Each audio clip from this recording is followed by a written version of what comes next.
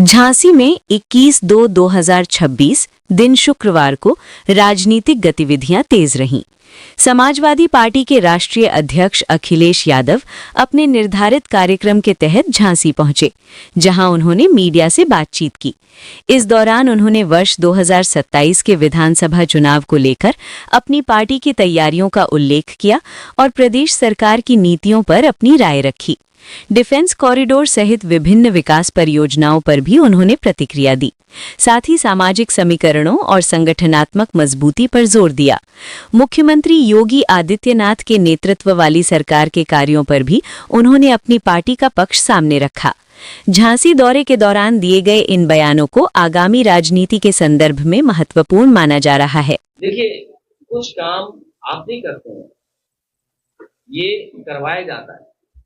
ये हमारा सौभाग्य है। ये किसी कारण जो विचार आया मेरे अंदर कि एक मंदिर का निर्माण हो चाहिए, वो कारण ये भी था कि जब मैं कोविड में था तो मैंने डॉक्यूमेंट्री देखी नेटफ्लिक्स पे, उसमें 7,000 लोग मारे गए थे। उसमें जब वो पानी अचानक बारिश हुई, 7,000 और पूरी दुकानें सब नष्ट हो गए, सब बर्बाद हो गया था। न जाने कितने घोड़े खच्चर मर गए, न जाने कितने कारोबारी मर गए, दुकानदार मर गए, और लगभग सरकार ने बताया 7,000 लोग मरे हैं। उसी समय विचार आया कि मुझे ऐसा कुछ निर्माण कर देना चाहिए जिससे कि इतनी दूर लोग जाते हो, कई बार केदारनाथ जा ही नहीं पाते, लोग अपने जीवन में नहीं जा पाते। तो मैंने बहुत सारे आर्किटेक्ट से जब डिस्कस किया और निर्णय लिया, तो यही निर्णय लिया उनके बीच में कि सबसे अच्छा ये रहेगा कि केदारनाथ का रेप्लिका आप बना दीजिए, क्योंकि हमारे पास इतना चंदा नहीं है। बीजेपी वाले तो जाने कब से चंदा इकट्ठा कर रहे हैं, दुनिया में इकट्ठा किया चंदा इन्होंने। बीजेपी वालों ने दुनिया में से चंदा इकट्ठा किया, कई बार चंदा इकट्ठा किया। वो चंदे की लड़ाई की बात मैं नहीं करूंगा कि भाई सिंधु बंधु ने चंदा इकट्ठा कर लिया कि कोई और था उसने चंदा इकट्ठा कर लिया। वो चंदा पता ही नहीं लगा। जो शुरू में चंदा इकट्ठा हुआ उसका किसी को हिसाब किताब नहीं है। तो फिर हमने कहा कि आगे से डिस्कस हुआ कि ये बनाइए, तो रिप्लिका ऑफ केदारनाथ बना रहा हूं। और देखिए भगवान क्या कराते हैं। देखिए, ये तो भगवान ने कराया ना, कि ये जो मंदिर का निर्माण है उसी शिव शक्ति अक्ष रेखा पर है जिस पर उज्जैन है, केदारनाथ है और रामेश्वर। सोचिए ये कौन होते हैं, ये कौन होते हैं, ये कौन होते हैं भाई? मुख्यमंत्री विष्ट बोलिए तो बात समझ में आती है।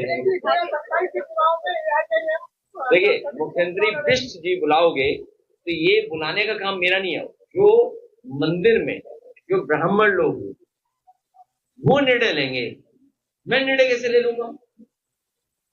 देखिए, जो हमारी परंपरा में और जो हमारे सनातनी व्यवस्था में, वैदिक परंपरा में जो चीजें, उन्हीं को हम छोड़ देंगे, हम उनमें नहीं घुस सकते।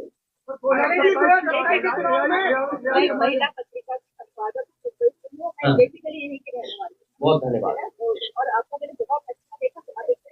झांसी को लखनऊ से जोड़ने के लिए एक्सप्रेस वे बनेगा, योगी जी नहीं बना पाए और सिद्धार्थ नगर तक लेकर के जाएंगे। दूसरा, खास के लिए इन डिस्ट्रिक्ट को, क्योंकि इन्होंने हमें जालौन के हमें अहलवाल एमपी साहब को जिता दिया, बगल के हमारे लोधी समाज को जिता दिया, अब बांदा जिता दिया पटेल जी को, तो बुंदेलखंड के लोगों ने इतना ऐतिहासिक परिणाम पहली बार दिया है। और मैं आज दावा करके जा रहा हूं आपको, आने वाले समय में बीजेपी का यहाँ पर खाता नहीं खुलने देगी समाजवादी, पीडीए यहाँ पर खाता नहीं खुलने देगी, और सबसे ज्यादा विकास और योजनाएं हम लोग लेकर के आएंगे। पहले भी लाए थे, फिर लेकर के आएंगे। यानी का बुंदेलखंड में भारतीय जनता पार्टी का खाता नहीं खुलने देगा पीडीए। सबसे ऐतिहासिक रिजल्ट होगा। आप बताओ ना, 10 साल 20 साल में क्या मिला बुंदेलखंड को? 20 साल क्या मिला? बेरोजगारी, पलायन, किसान की समस्या, महंगाई, और किसानों से जमीनें छीन ली।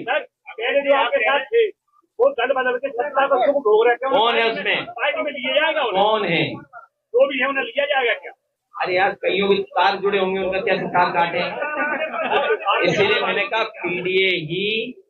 पीडीए ही बुंदेलखंड को जिताएगा।